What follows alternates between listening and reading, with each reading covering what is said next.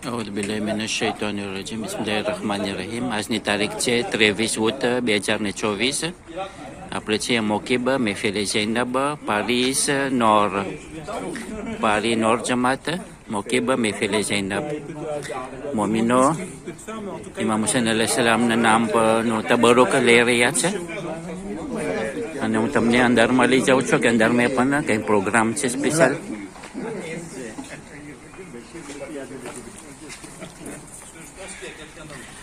બેનેવોલ છે ખાદીમ ઇમામ હુસૈન અલૈહિ સલામ બધું તૈયારી કરી રહ્યા છે સમોસા છે નેમ છે પિઝા છે કબાબ દેખાય છે બોસણ છે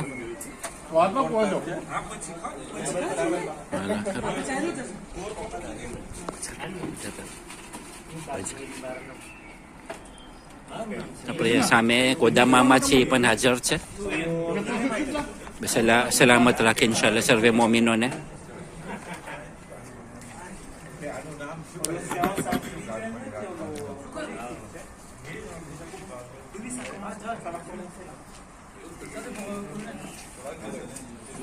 ગઈકાલે અહીંયા મહેફિલ ઝૈનબમાં ઓપ્ટિશિયન હાજર હતા કંટ્રોલ દેવ્ય કરતા હતા બહેરાવામાં અને જેના ચશ્મા મેલા હોય તેને અહીંયા સાફ કરતા હતા તે ગઈકાલે હતો ને અહીંયા બીજો પ્રોગ્રામ છે સલામ અલૈકુમ તાસીમભાઈ કંઈ શું પ્રોગ્રામ છે આજે બીજું સ્પેશિયલ આજે Alors, il y a une séance avec un kiné. D'accord. Salman Bati qui est assez connu dans le domaine. Il a aussi entraîné, été kiné de sportifs professionnels. Et du coup, là, il va donner des petits conseils justement par rapport au dos, etc., des idées d'exercice. Et puis, il va répondre aux questions des personnes sur son domaine. D'accord. Donc, on vous suit. On va essayer de voir qu'est-ce qu'il nous donne comme information qui peut être bénéfique pour les mominines parce que nous, ici, des fois, il y a des mauvaises postures et tout quand on travaille. Donc, Inch'Allah, on aura des conseils pour que le dos soit préservé, Inch'Allah. Allez, bismillah, on vous suit.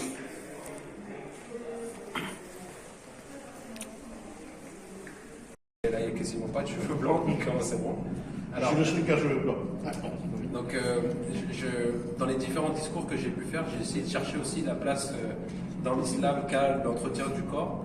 Et en fait, dans le chapitre 17, ayat numéro 82, Allah dit que le Coran est une guérison. Et alhamdoulilah, je pense que chacun d'entre vous ici, vous lisez le Coran et on est bien d'accord que pour autant, vous n'arrivez pas à guérir toutes vos maladies. Soit c'est parce qu'on lit mal le Coran, soit c'est parce qu'on n'a pas compris en fait ce que le Coran nous demande de faire aussi dans la prise en charge de son propre corps. Par exemple, il y a une autre hadith qui m'a beaucoup parlé de l'imam Ali alayhi salam, qui disait que l'être humain est quelqu'un de très bizarre. Il passe sa vie à gâcher sa santé pour gagner de l'argent, et après il utilise cet argent pour essayer de racheter la santé qu'il a perdue après. Donc en fait, ce qui est important pour nous, c'est de se dire qu'est-ce qu'on peut faire ensemble pour éviter de trop dégrader sa santé, parce qu'il faut gagner sa vie, il faut continuer à vivre, il faut continuer à être utiliser son corps de la meilleure des façons possibles, de la façon la plus productive. On a tous des responsabilités, mais comment faire pour ne pas l'abîmer? Est-ce que tout ça, ça vous paraît clair pour l'instant? Ça vous paraît logique jusque-là? Donc, alors, en fait, ce qu'il faut comprendre, c'est que il faut toujours, moi, ce que je fais toujours, c'est revenir à la définition des choses. C'est quoi un corps? Un corps, c'est une machine qui a besoin de trois choses. Un carburant, une maintenance et d'entretien. Donc, comme une voiture, par exemple, pour le carburant, vous n'allez pas mettre du super sans-plomb dans un moteur diesel. De la même façon, vous n'allez pas vous dire, ça fait 50 000 km que je roule, j'ai toujours pas fait de vidange. De la même façon, vous n'allez pas vous dire, je laisse tourner le moteur, je vais aller faire mes courses et je reviens. Non, on apprend aussi à respecter ces trois points-là.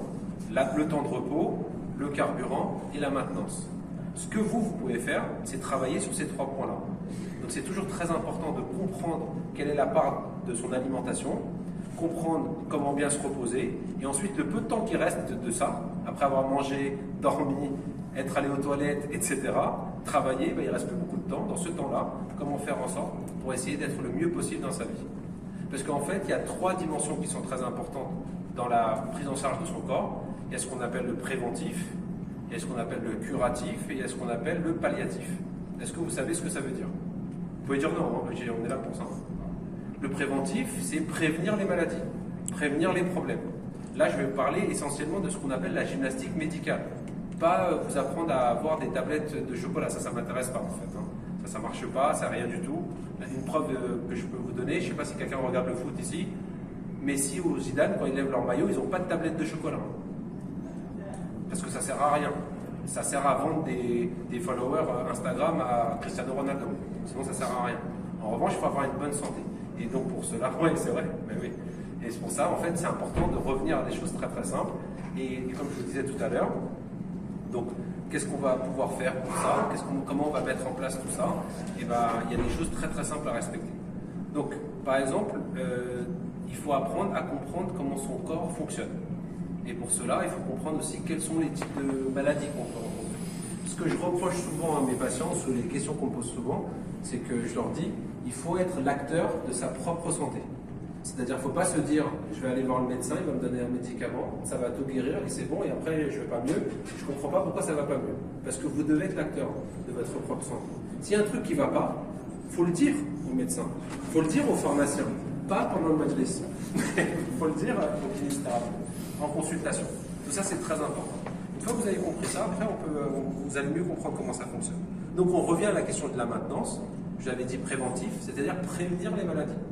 Faire en sorte de se dire que, par exemple, dans la communauté indo-pakistanaise, il y a énormément de diabète. On est d'accord. Diabète, c'est la maladie qu'on entend tous. Diabète, maladie cardio-respiratoire, diabète, maladie cardio-respiratoire. Donc, si vous savez que vos deux parents sont diabétiques, vous n'allez pas manger du sucre pendant toute votre enfance, toute votre adolescence et jusqu'à l'âge de 30 ans, 40 ans, et après vous allez avoir du diabète et vous allez dire mais je ne comprends pas pourquoi ça m'est arrivé. Ah non, c'est parce qu'en fait vous aviez quelque chose à faire, prévenir, vous aviez la possibilité de voir que les parents sont en train de... Vous avez la possibilité de voir qu'il y avait des parents qui étaient malades eux-mêmes, et bien on prévient les maladies. Après il y a la notion curative. Curative, ça veut dire traiter. Traiter comment? En fait, une fois que vous êtes malade, faut se dire, reconnaître que je suis malade, je vais voir un professionnel de santé et j'écoute ses conseils. Si le médecin vous dit il faut marcher 5 km par jour, il ne faut pas se dire oh là là, ce médecin il est bizarre, moi je voulais qu'il me prescrive des antibiotiques, il m'a demandé d'aller marcher 5 km par jour. Il faut peut-être vous poser la question de savoir pourquoi il vous a demandé de marcher 5 km par jour. Les personnes qui ont plus que quelques cheveux noirs, c'est la partie palliative, c'est-à-dire qu'une fois que le corps commence à se dégrader, comment faire en sorte pour le maintenir. Souvent, on parle dans les hôpitaux, on parle de soins palliatifs pour les endroits où on se dit on ne peut plus les guérir, mais on va essayer de les maintenir en bonne santé. Parfois, il y a des gens qui arrivent à un certain âge, à un certain niveau de fatigue, ils ne sont plus en possibilité d'aller mieux, mais ils peuvent essayer de faire en sorte de ne pas aller moins bien. Et il y a plein d'exercices pour ça. Il y a ces différentes dimensions. Et chacun d'entre vous, vous allez vous retrouver à des endroits différents. Il y a des gens qui sont hyperactifs entre vous, il y a des gens qui le sont beaucoup moins. Il faut essayer de prendre... La question, encore une fois, c'est de savoir où est-ce que vous vous situez, chacun d'entre vous, dans cette partie-là. On est d'accord jusque-là, tout le monde suit? Alors, donc ensuite, la question qu'il faut comprendre, c'est je veux faire des exercices, je veux bouger mon corps, mais à quoi ça me sert? Parce que chacun d'entre vous, vous arrivez avec des pré... Il y en a qui disent je veux faire des exercices parce que je veux faire la marche de l'Albaïn. Il y en a qui disent je veux faire des exercices parce que je veux pouvoir faire ma prière, etc., etc. Donc la question c'est de savoir quels sont vos objectifs à vous. Et après on comprend mieux quelles sont les choses à faire. Mais ce qu'il faut comprendre c'est que les exercices, ça marche sur plein de choses. Premier point par exemple, ça marche sur le métabolisme. Est-ce que vous savez ce qu'est le métabolisme? Tout le monde sait ce qu'est le métabolisme à peu près?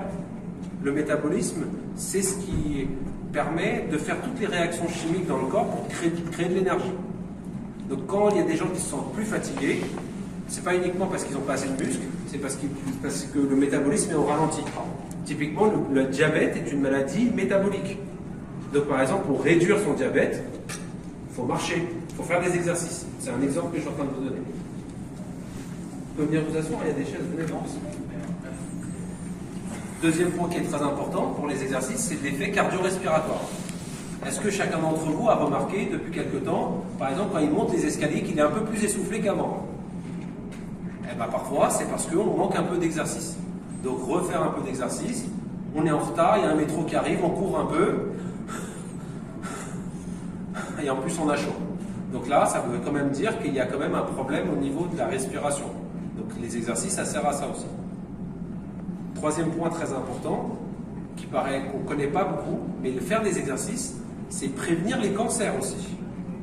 Parce que le cancer, c'est une maladie des cellules qui se fatiguent, qui commencent à produire des mauvaises choses, des toxines. Donc quand vous commencez à bouger, plus vous bougez, moins vous allez avoir ce type de cellules et moins vous avez de chances de développer des cancers. C'est la dimension qu'on appelle ostéo-articulaire. Plus vous allez bouger, plus vos muscles, plus vos articulations, plus les différentes parties de ce qui fait la mécanique vont aller bien. Alors après, il y a toujours ce problème-là. Il y en a, je vais leur dire, faites des exercices, ils vont commencer à faire un marathon. Évidemment, ce n'est pas ce qu'on demande. Il y a des personnes, on va leur dire, faites des exercices, ils vont monter 3 fois sur les jambes, et vont me dire, ça y est, c'est bon, je suis fatigué, là on s'arrête. Donc il y a un juste milieu, parce que chacun d'entre vous, vous êtes à un niveau d'entraînement différent. Il y en a, je vois très bien, qui peuvent faire un peu de sport. Il y en a, on leur donne de faire du sport, surtout en plus, dans les communautés indo-pakistanaises. Il suffit de regarder les Jeux Olympiques. L'Inde, 1,2 milliard de personnes. Il y avait combien de personnes aux Jeux Olympiques? 150. Ils étaient combien dans la délégation? Ils étaient 50? 150. 150. La France, 60 millions, ils étaient combien dans leur délégation? Donc il y a un moment, en fait, le rapport au corps et au sport, dans nos communautés, c'est pas exactement inscrit encore. Donc ça, c'est important aussi de comprendre et de défaire certaines habitudes par rapport à ça. J'espère que je ne vous choque pas en disant des choses comme ça, mais c'est important de le savoir quand même. Donc après, la question qui revient toujours et que tout le monde me pose, c'est, bon, bah, dans ce cas-là, en fait, qu'est-ce qu'on peut faire? C'est vrai. Qu'est-ce qu'on peut faire pour se bouger, pour se sentir mieux? Qu'est-ce qu'on peut faire au quotidien? Et bien en fait, il y a 4 dimensions qui sont très importantes, qu'il faut respecter absolument pour pouvoir se mettre en place des exercices pour bouger son corps. Est-ce que vous avez des idées? Allez, qu'est-ce qu'il faut, quelle est la première chose à respecter pour faire des exercices? Allez, quelqu'un, venez n'importe qui. Il n'y a pas d'erreur. Il faut arrêter de manger les gras. L'alimentation. Deuxième point. Mais avant d'alimentation, qu'est-ce que vous faites le plus dans votre vie? Marcher? Non. Non. Dormir. Merci. Qu'est-ce que j'ai dit? Machine, il faut qu'elle ait le bon temps de repos. Vous savez combien de temps vous allez dormir dans votre vie? Non. Plus d'un tiers. Parce qu'un tiers, c'est 8 heures, parce que toi, tu es adulte. Je te tutoie, on se connaît. Mais si tu as des enfants, tes enfants, ils dorment combien d'heures par nuit? 8 heures. Quasiment 12 heures. Donc pendant presque 10 ans, ils vont dormir la moitié de leur vie. Et ensuite, quand tu vas arriver vers la fin de ta vie, de nouveau, tu vas basculer à dormir 6-7 heures parce que tu ne vas pas y arriver, tu vas te lever pour Fajr, etc. Tu vas redormir, et après l'après-midi, tu vas refaire une sieste. Donc les personnes âgées, elles dorment 10 heures, peut-être par même 12 heures par jour. Donc en fait, vous avez passé 40% de votre vie à dormir. Pas parce que vous n'avez rien envie de faire, c'est parce que votre corps a besoin de dormir, a besoin de se reposer. Mais la question que je vais faire un sondage rapidement. Combien de personnes le matin se réveillent et ont l'impression d'être reposées? 2 sur 20, 23, pardon, sur 25 à peu près. C'est pas normal. Donc ça veut bien dire ce que ça veut dire, c'est que votre sommeil, il n'est pas réparateur. Donc la première chose que vous voulez faire avant de faire des exercices, il faut essayer de comprendre pourquoi votre sommeil ne fonctionne pas. Est-ce que je me couche trop tard? Est-ce que je me réveille trop tôt? Est-ce que je ne respecte pas mon sommeil? Est-ce que je regarde trop les écrans? Est-ce que Il y a plein de questions que vous pouvez poser et c'est important de revenir à la base. Je sais que ce n'est pas la partie la plus agréable de la conversation, mais ça commence par ça. Sommeil, parce que le problème que nous, le conduit du taxi, Oui. le problème pour nous, c'est la conduite et le téléphone. L'écran. Et ça nous fatigue tellement. Et bien c'est pour cette raison qu'il faut apprendre à connaître son sommeil. C'est-à-dire que, par exemple, votre sommeil à vous, c'est pas le même sommeil que votre voisin qui est juste derrière, c'est pas le même sommeil que la personne qui est juste derrière. Vous, dans votre cas, c'est pour ça qu'on me dit, bah alors dans ce cas-là, je dois dormir combien de temps? Et vous ne faites pas le même métier que lui. Si vous travaillez de nuit, par exemple, je ne vais pas vous dire reposez-vous entre 22 heures et 6 heures du matin. Parce que dès qu'on essaie un peu, si on dort pas très calme, on est suffisant. Eh ben, je vais vous donner un truc très simple. Essayez de comprendre une chose très importante par rapport au sommeil. Le sommeil, il est coupé en cycles de 1h30, 2 heures à peu près. Ouais. Ça, peut-être que tout le monde le sait maintenant. Ça se sait de plus en plus. On a des cycles 1h30, 2 heures, 1h30, 2 heures, 1h30, 2 heures. Vous savez combien de temps on repose, on répare pendant ces 2 heures-là? 10 minutes. Tout le reste, c'est un sommeil paradoxal. C'est un sommeil où en fait on est en train de flotter. Et en fait, à la fin, les 1 minute qui reste, on rêve. On rêve que pendant 1 ou 2 minutes, hein, dans chaque cycle.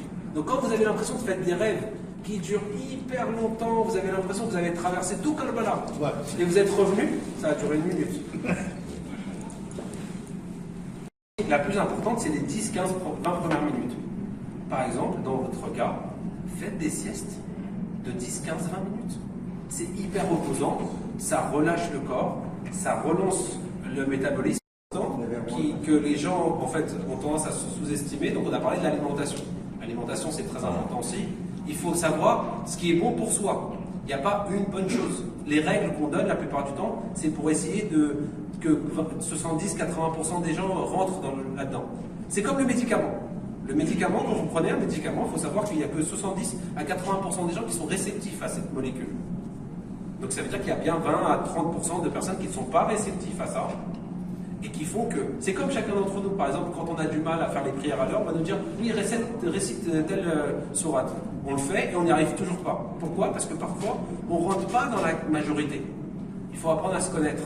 Le plus important, c'est de savoir. Et votre corps, il vous le dit vite. Hein. Parfois, vous mangez un grec, vous vous sentez mal, c'est pas pour rien. C'est pas parce que le grec n'était pas bon. C'est parce que le grec, c'est pas bon. C'est pas pareil. Et c'est un exemple que je vous donne. C'est pour plaisanter un petit peu, pour détendre l'atmosphère. Mais c'est important de son rééquilibrage alimentaire, de le faire soi-même. Troisième point très important, c'est inscrire des rituels, en fait, d'exercice. La plupart du temps, le problème des exercices, c'est que les gens font quoi? Ils disent, ah, ça y est, je suis motivé, l'été arrive, il faut que je rentre dans mon chemin commis, il y a un mariage qui arrive, etc., etc. Donc ils font plein d'exercices, arrive le moment, ils lâchent le moment, et ils reprennent le poids, ou ils reprennent les fatigues, etc., qui viennent après. Le problème principal, c'est d'inscrire des rituels. C'est un exemple que je donne à tous mes patients. Quand vous allez voir le dentiste, et qu'il vous fait un détartrage, ça vous est tous arrivé, est-ce que vous vous dites en sortant de là, ah bah c'est bon, je n'ai plus besoin de me brosser les dents? Personne ne se dit ça. On se dit, bah non, c'est bon, il m'a fait un détartrage, j'ai plus besoin de me brosser les dents. Au contraire, votre dentiste, il va dire, à partir de maintenant, il va falloir vous brosser encore plus les dents qu'avant. Et bien pour le corps, la kinésithérapie, c'est exactement la même chose. Si vous avez des problèmes, vous avez des tendinites, vous avez des douleurs de dos, vous avez des problèmes aux pieds, vous avez quoi que ce soit, vous faites traiter. Après, vous avez un rituel d'exercice à installer dans votre vie. Pas longtemps, hein. 5 minutes, 10 minutes, le matin, le soir, pas plus que ça. Ça suffit. Moi, ce que je préconise, c'est un peu le soir et un peu le matin. Les gens font souvent le matin. Moi, je préconise le soir au coucher. Vous savez pourquoi le soir au coucher? Est-ce que vous avez une idée? Parce qu'en fait... La nourriture C'est pas que pour digérer. Alors, c'est une idée, mais c'était pas ce que j'allais amener. C'est qu'en fait, le problème qu'on a, chacun d'entre nous, c'est qu'on a des vies qui sont quand même sédentaires. On reste dans la même position. Et le problème, c'est pas la posture, c'est le manque de contre-posture. Si vous passez 8 heures à être comme ça à un bureau en train de faire ça, le corps, il enregistre que vous, votre vie, c'est de faire ça. Donc il va plus prendre la tête à développer les muscles du dos pour vous redresser. Parce que le corps, il n'a pas le temps de se faire ça. Il s'adapte à votre corps. Il vous enferme de plus en plus dans votre posture. Donc le point le plus important, c'est que si vous faites une contre-posture, c'est-à-dire faire des exercices qui vont dans l'autre sens, au moment où vous allez dormir, vous allez mieux dormir, vous allez mieux réparer votre corps, vous allez mieux éliminer les toxines, etc., etc. Tout ce qu'on a abordé depuis tout à l'heure. Donc, c'est pour cette raison qu'il faut installer un rituel, les faire régulièrement. Commencez par te faire 1 minute par jour, c'est pas grave, on s'en fout. Vous n'avez rien à prouver à qui que ce soit. La seule personne à qui vous devez faire du bien, c'est vous-même. C'est pas parce que votre femme elle va dire ah avec 1 minute tu vas voir, tu vas pas maigrir. Tous ceux qui sont mariés là, vous entendez ces discours-là? Bah non, ça sert à rien. C'est pas grave. Si tu veux, toi fais 50 minutes, moi laisse-moi faire 1 minute par jour. Vous commencez progressivement. Alors c'est l'inverse, hein. Parfois c'est les femmes qui font des régimes et nous on dit mais non, mange avec nous. Parfois c'est nous le problème. Mais bon, pour tous les autres, pour les célibataires, eh ben, au lieu de le faire pour les autres, faites-le pour vous avant tout. Trouvez votre rythme et après ça avancera. Dernier point, c'est savoir à quoi servent les exercices. À quoi servent les exercices? C'est une question que je vais poser à tout le monde. Moi j'ai 1, 2, 3, 4, 5, 6 points. On va essayer de les trouver ensemble. Pardon, pour garder la santé plus précisément, ça veut dire quoi? Oui, j'ai entendu quelque chose. Développement musculaire. Développement musculaire, ça on est d'accord. Ok, ensuite. Prévention des maladies, Prévention des maladies, on va rester... On va le garder, on va le mettre dans une autre catégorie tout à l'heure. Vas-y, ensuite. Le bien-être. Pardon? Le bien-être. Le bien-être. La jeunesse. Alors, on va le mettre dans une case plus grande. Antalgique. Je sais, c'est pour la jeunesse. Vous savez ce que ça veut dire antalgique? Ça veut dire que ça réduit les douleurs du corps. Parfois, vous vous réveillez les matins, vous êtes toute la journée, vous avez mal là, j'ai mal là, je comprends pas, j'ai mal ici, monsieur le kiné. Mais c'est parce que vous bougez pas assez. Plus vous bougez, moins vous avez mal. C'est automatique. Plus vous faites d'exercice, plus vous produisez une hormone qui s'appelle les endorphines. Les endorphines, c'est la même chose que la morphine, hein. C'est de la drogue. Mais elle est naturelle, quand l'a autorisée, parce que c'est votre corps qui le propose. C'est pour ça que les sportifs, ils sont un peu tout le temps en train de dire « Ah, il faut que je fasse mon sport », parce qu'ils sont addicts à ça. Et ça leur fait du bien. Donc on prend le bien-être. Donc l'antalgique. On a dit le renforcement musculaire. Allez, on en a d'autres là. Il y en a 3 autres. Vous pouvez m'aider. Préventif. La circulation sanguine aussi. La circulation sanguine, on va dire que c'est musculaire aussi, parce que le muscle participe à ça. Allez, je vais vous aider. Le développement neurologique. Ça veut dire la mémoire, l'intelligence, etc. Par exemple, un exemple d'un Indien, ArcelorMittal, vous connaissez cette marque? Monsieur Mittal, tous les jours, 1h30, tous les matins, il fait du yoga. Il dit sans ça, il aurait été impossible pour lui de faire sa vie. Toutes les personnes qui sont à des hauts niveaux sont tous des actifs. Quasiment tous. Ils font des exercices, ils bougent, ils apprennent à connaître leur corps et ils font des choses. Pour le développement mental, pour tous ceux qui passent des examens, pour tous ceux qui ont besoin de faire des choses, qui ont envie d'apprendre le Coran, faites des exercices. Il y en a plein qui apprennent, vous savez que les acteurs, comment ils font pour apprendre? Ils apprennent en marchant. Ils marchent, ils respectent leur texte. Ils respectent leur texte, ils respectent leur texte. On en croise dans la rue des gens qui sont en train de parler tout seuls. Il n'y a pas que des fous, il y a des acteurs aussi. Et il y en a, ils récitent leur texte comme ça, parce qu'en faisant de l'activité, ça développe les capacités mentales. 5e point très important, les exercices, on en a parlé tout à l'heure, ça rééquilibre le métabolisme. Les gens qui ont des problèmes cardio-respiratoires, les gens qui ont des problèmes de thyroïde, les gens qui ont des problèmes de diabète, les gens qui ont... Parce que là, tout ce que je suis en train de dire, ça atteint plein de jeunes. Hein. J'ai plein de jeunes dans mon cabinet qui viennent avec des problèmes de thyroïde et des problèmes de diabète. Hein. Pour tout ça, c'est très important, les exercices. Et puis, dernier point très important, on en a parlé tout à l'heure, c'est dans cette catégorie-là, c'est pour l'élimination des toxines. L'un des problèmes qu'on rencontre dans la fatigue, c'est l'accumulation des toxines. Est-ce que vous savez ce que sont des toxines? Ce sont les déchets du métabolisme. C'est-à-dire, c'est un peu comme si vous prenez quelque chose, vous brûlez, ce qui reste, c'est des toxines. Après, le corps, il a besoin de s'en débarrasser. Parce que si vous les laissez, je vais vous donner un exemple de ce que vous faites pendant les toxines. Pendant le Ramzan, quand vous avez fini de consommer tout ce que vous avez dans votre ventre, et que vos cellules ne savent plus quoi prendre, eh ben, elles commencent à manger ces toxines-là. Parce qu'en fait, ce qu'on appelle, elles sont en train de faire de l'autophagie, elles sont en train de nettoyer tout ça. C'est pour cette raison qu'après le Ramzan, on a l'impression qu'on a la peau qui est fraîche, on est frais, on est mieux, etc. On arrive l'Aïd, on ratatine tout en une journée. Parce que chacun d'entre nous, on se pèse maintenant. Tout le monde a une balance à la maison. Pendant le Ramzan, tout le monde perd 5 kilos. Bizarrement, après les 3 jours d'Aïd, on a repris 3 kilos déjà. C'est bizarre. J'en fais partie, hein, je ne parle pas de vous, hein, je parle de moi. Mais ce que je veux dire, c'est que c'est pas pour rien. C'est parce qu'il y a une phase de détoxification qui arrive, et derrière, si vous remettez, bah, ça ne réglera pas le problème. Donc les exercices, ça sert à tout ça. Donc c'est pour cette raison qu'il faut comprendre comment activer tout ça. Et ben, en fait, on va finir là-dessus. Il faut faire. La première chose qui est la plus importante pour les exercices, quels qu'ils soient, c'est les exercices respiratoires. Parce que c'est pareil, on avait parlé du carburant tout à l'heure. Manger, c'est du carburant, mais l'oxygène, c'est tout aussi du carburant. Tout autant. Sans oxygène, vous ne brûlez pas. Donc tout ce qui est très important, c'est de commencer par faire des exercices respiratoires. Si vous faites des exercices sans respirer, vous êtes sûr et certain que vous allez avoir des crampes, vous allez avoir des fatigues, vous allez avoir des courbatures, vous allez avoir tous les problèmes qui font qu'après, on se dit « Ah non, mais c'est trop dur de faire du sport, je vais arrêter. » Donc, respirez. Avant, pendant et après. Donc, respirer, c'est des exercices très simples. Le matin, vous vous réveillez, vous inspirez le plus profondément possible. Et vous soufflez.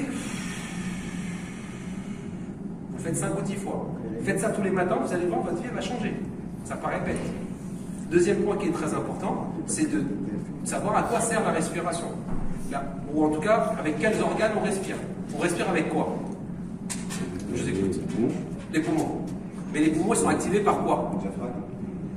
Un des muscles. Mais quoi d'autre? Intercostaux. Pardon? Muscle intercostaux. Les muscles intercostaux, mais quoi d'autre? Et ça bouge quoi, tout ça? Pas que. Parce que les intercostaux, ils ne sont pas insérés sur les poumons. Ça bouge la cage thoracique. La respiration, vous savez comment ça fonctionne? C'est un ballon de baudruche à l'envers. En fait, les muscles tirent sur la cage thoracique, ça ouvre le ballon de baudruche, il y a de l'air qui rentre. Par dépression. Donc en fait, quand vous respirez, pour tous les gens qui ont des problèmes de dos, parfois, bien respirer, ça règle une partie des problèmes de dos. C'est sûr et certain que si on reste concentré parce qu'on a un truc à rendre et on est sur son ordinateur et on respire plus, et ben en fait, on ne fait que s'enfermer dans sa posture. Respirer règle une grosse partie des problèmes. Ça paraît bête, hein, c'est pas très. On a l'impression que je vais arriver avec des exercices extraordinaires, il faut se mettre sur un pied, une main et comme ça, et on règle tous les problèmes. Ça marche pas, ces trucs-là. Il faut arrêter avec YouTube. Hein. Moi, on croyait que la confusion qu'on ne bouge pas trop, Oui. c'est à cause de ça aussi que ça arrive. Le problème Eh de ben, c'est la pas qui que- joue pas avec eh ben, malheureusement, c'est pas que ça. Parce qu'en fait, tous les taxis n'ont pas mal au dos. C'est pas vrai. Il n'y a que ceux qui le disent. Et en fait, si vous faites un Hayat pour régler mon problème, mais sauf qu'en fait, ils font rien pour que le problème n'apparaisse pas. Et ils veulent qu'un Hayat vienne ou un doigt vienne régler le problème. Bah, pour le corps, c'est exactement la même chose. Il n'y a pas d'exercice miracle qui vont tout guérir comme ça par. C'est pas le zalit de l'imam en fait, un exercice. Non, moi je croyais que Juste comme pour on terminer était là-dessus, si bloqué tu me permets. Non, mais pendant- c'est important parce que, juste pour terminer sur cette idée, les exercices vont venir appuyer dans ce sens-là. Ça ne va pas régler les problèmes. Comme tu l'as dit, tu t'es retrouvé à moins bouger, tu as eu le Covid, tu as pris du poids, ceci, cela. Si tu enlèves tout ça et que tu as encore des problèmes de dos, bah là c'est peut-être lié à la posture. Mais si tu enlèves pas ça, comment tu peux savoir quelle est la part du mécanique et quelle est la part du métabolique? Justement, c'est ce que j'ai vu. Pour les personnes, en fait c'est important pour tout le monde en réalité. Les assouplissements. Deuxième catégorie d'exercice qu'il faut absolument faire, après bien respirer, c'est bien s'assouplir. C'est-à-dire un muscle, c'est un objet qui est contractile. Donc c'est-à-dire qu'il a besoin de retrouver de l'élasticité. Je vais vous donner un exemple tout simple pour savoir, pour que vous vous rendiez compte. Est-ce que vous avez remarqué que les chats s'étirent? Ça veut dire que c'est inscrit dans l'ADN même des félins. C'est même pas un... Deuxième chose. Quelle est la première chose que vous faites le matin au réveil? Qu'est-ce que vous faites le matin au réveil? Vous étirez. Tout le monde fait ça le matin. Donc ça veut dire que c'est hyper important de s'étirer. C'est la base. Donc il y a plein d'exercices à faire dans ce sens-là, d'assouplissement. En général, les règles qu'on donne, c'est à chaque fois que vous étirez quelque chose, étirez-vous pendant 20, 30, 40 secondes. C'est pour des cas différents. Mais étirez-vous. Trouvez des exercices. Échauffez-vous. Bougez les pieds. Bougez les chevilles. Bougez les orteils. Bougez les genoux. Bougez les hanches. Bougez le bas du dos. Bougez les épaules, les coudes, les poignets, les doigts, les cervicales, les paupières, je ne sais pas. Bougez. Il faut vraiment tout bouger. Deuxième catégorie d'exercice, troisième catégorie d'exercice, ce que tout le monde attend quand on parle d'exercice, c'est du renforcement musculaire. Mais le renforcement musculaire, c'est pareil, on ne le fait pas n'importe comment. Il y a trois types d'exercices, il y a ce qu'on appelle le concentrique, l'excentrique et le statique. Sans rentrer dans les détails, ce qui intéresse le plus la population générale, c'est le statique. Typiquement, tous les exercices qui sont en gainage, est-ce que quelqu'un sait ce que c'est le gainage? Tout le monde sait? Gainage?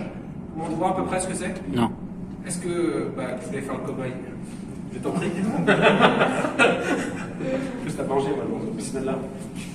C'est quoi du gainage? Moi, je voulais une séance. Je te ferai une séance après, merci. C'est quoi du gainage? C'est à toi t'en fais. Non, j'en fais même pas. Ça, par exemple. Ça, c'est du gainage. Mais vous voyez, là, par exemple, je peux vous le dire que son exercice, il n'est pas bon. S'il est fait exprès, tu savais. Tu peux te relever. Si c'est bon. Pardon?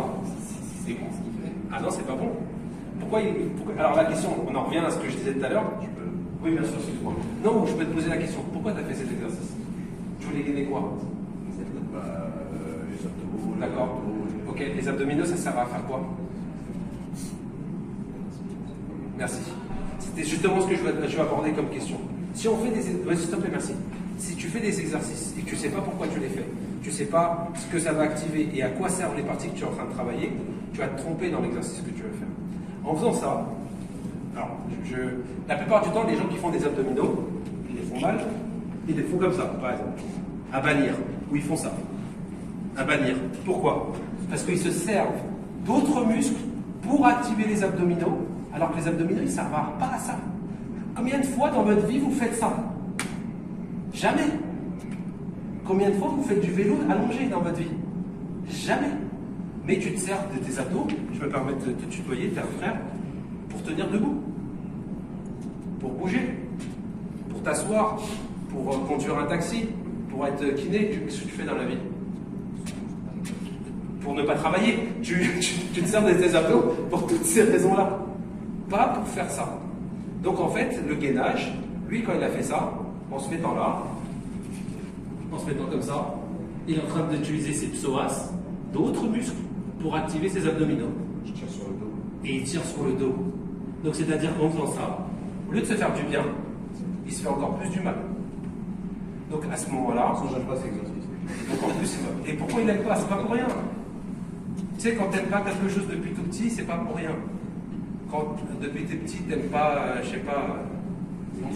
les épinards, merci. Chokasak, je sais pas, tu vois.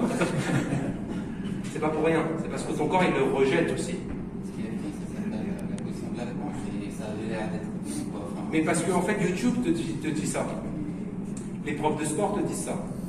Mais si eux, ils l'utilisent pour renforcer leur psoas, c'est très bien comme exercice. Mais toujours poser la question de savoir pourquoi je fais ce que je fais. La question, c'est de savoir pourquoi. L'outil, il viendra. Tu le trouveras toujours.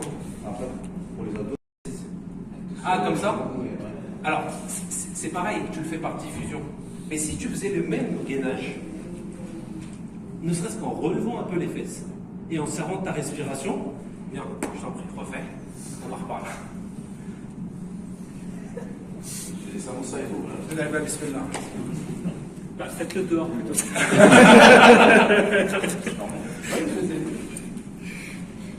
Donc en fait, en faisant ça, déjà il décharge son dos, il se fait plus mal. Maintenant, inspire profondément par le nez et souffle par la bouche. Souffle, souffle, encore. Et en fait, bizarrement, les abdominaux sont des muscles expirateurs. Inspire, souffle, encore, et ça commence à trembler le nez. C'est pas parce qu'il n'est pas fort, c'est parce qu'il est costaud le garçon, ça se voit, moi je me bats pas avec lui. Hein. Je ferai pas une bagarre avec lui. Inspire. Et souffle fort. Allez, remonte un peu. Souffle, encore. Là, ça commence déjà à trembler, tu peux relâcher. Et ça suffit. Le but, c'est pas de l'épuiser, c'est de solliciter les bonnes fibres. Parce que lui, il est capable de le faire. Mais il y a des personnes dans cette salle qui ne sont pas capables de le faire. Moi, je suis peut-être pas capable de tenir autant de temps. Ça veut dire quoi? Je ne le fais pas? Non. Il faut le faire chacun à son rythme. Il y a des personnes qui sont arrivées à un âge où leur demander de faire ça, ils vont dire, t'as pas honte? Tu me mets dans une position comme ça? Ben si, vous le faites pendant 10 secondes, 5 secondes, 2 secondes, c'est pas grave. Le but, c'est de commencer et après avancer. Mais savoir pourquoi on le fait. Donc le principe de merci beaucoup. Le but de l'exercice musculaire, c'est ça, c'est de faire en sorte de savoir ce qu'on fait et pourquoi on le fait. Quelqu'un qui est assis toute sa journée, qui est dans cette position-ci toute sa journée, ça veut dire que ses muscles du dos, ils ne travaillent jamais. Ben, peut-être qu'il a besoin de travailler les muscles du dos et d'ouvrir tout cet espace-là, assouplir et de renforcer l'arrière. Quelques secondes. Mais le but, c'est pas se dire, je prends telle chaîne YouTube qui me dit, je vais perdre 5 kilos et je commence à faire ces exercices-là. Ça ne marchera pas. Malheureusement, ces gens, ils y arrivent chez moi. Alors moi, ça me donne du travail, alhamdoulilah. Mais de l'autre côté, je ne vais pas souhaiter que ça fasse ça. Donc non, il faut être très sérieux par rapport à ça. Il faut comprendre à quoi servent les exercices. Donc, exercice, voilà, de gainage. Alors, globalement, si je dois vous donner quelques exercices, quelques parties du corps à travailler par rapport à la vie qu'on mène, évidemment, les abdominaux, tout le monde sait, mais ce n'est pas forcément la première chose que je mettrai. Toujours à la fin, les abdominaux. Parce que si c'est des muscles respiratoires, c'est bien qu'ils soient un peu souples aussi. C'est ce que je disais en début de session. à tous ceux qui suivent un peu le sport, etc. Même les sportifs de plus haut niveau n'ont pas de tablette de chocolat. Pas nécessairement. Pas nécessairement. Les plus talentueux ne sont pas forcément hyper taillés de partout. Le champion olympique du lancer de javelot qui était pakistanais, je voulais le placer comme ça. On voit qu'il se mange ça le soir. Bon, on voit qu'il a mangé un ou deux placas de trop. Voilà. Mais la technicité, elle est exceptionnelle. Parce qu'il a optimisé ce qu'il faisait. Mais après, c'est pareil, l'Indien, Yash Chopra, il n'était pas non plus. Lui aussi, sur les pokórés, il y allait un peu quand même. Hein. Bon. C'est la cheveux mécanique qui était pas bonne. Peut-être. En tout cas, c'est une fierté pour notre communauté. Les deux sont arrivés en première position. Alhamdoulilah. En plus, ce Naïm, il est chia en plus. Donc, on a déjà vu faire des zéalades. Il a dit qu'il y a une modèle en fait au moment de mancher. Donc, voilà, petite fierté pour nous. En plus, son père, il est très pauvre. Hein. Ils viennent d'une pauvreté très importante. J'ai vu le reportage. Et en fait, ça c'est un point que je voulais aborder à la fin, mais comme le temps avance et c'est très important, on a un problème dans notre façon de penser le corps. J'allais dire, c'est notre pauvreté intellectuelle.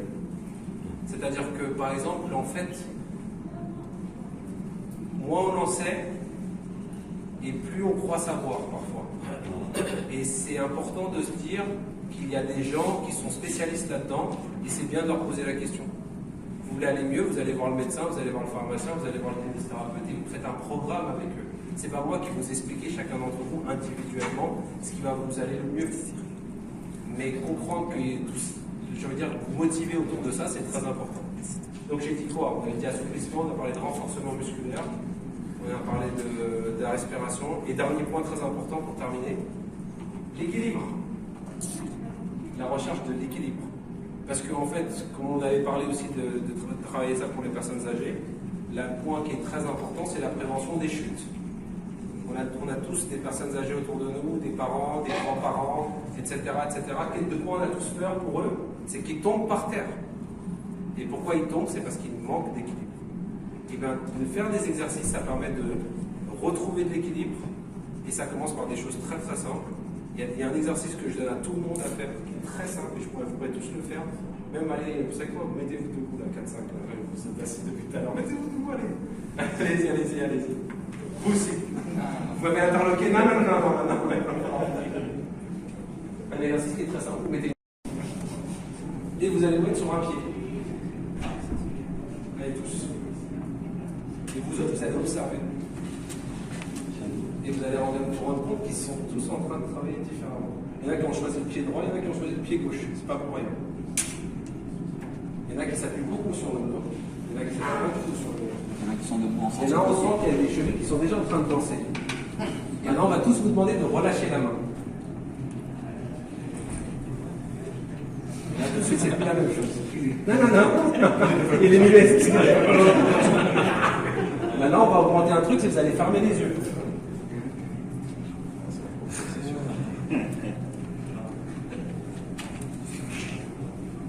Et les deux qui sont en train de se tenir, vous allez reciter sous la Fatiha dans votre tête. Et voilà, c'est fini. Donc, ce n'est pas pour un période de morale, je vous applaudirai. Mais ce que je veux dire, c'est qu'il est terminé sur quelque chose d'un peu plus léger. C'est de se dire que finalement, des personnes qui ont à peu près 35 ans, 30 ans de l'âge, finalement, dès qu'on les met un peu en difficulté, vous avez vu comment l'équilibre peut partir. Donc imaginez nos personnes âgées, qui ont 70 ans, qui ont 80 ans, qui ne voient pas bien, qui ont des problèmes de santé, qui ont peut-être des hypoglycémies, qui ont des problèmes cardiaques. En fait, les aider à travailler leur équilibre, c'est hyper important pour qu'ils puissent bien prier, bien s'asseoir avec nous et être le plus longtemps avec nous possible. Voilà. Merci. Combien de temps il faut faire à peu près? 20 à 30 secondes, les deux pieds. Les deux pieds. Tu as dit tout à l'heure qu'on n'a pas choisi. Mais en fait, on se met tous sur notre pied fort en premier.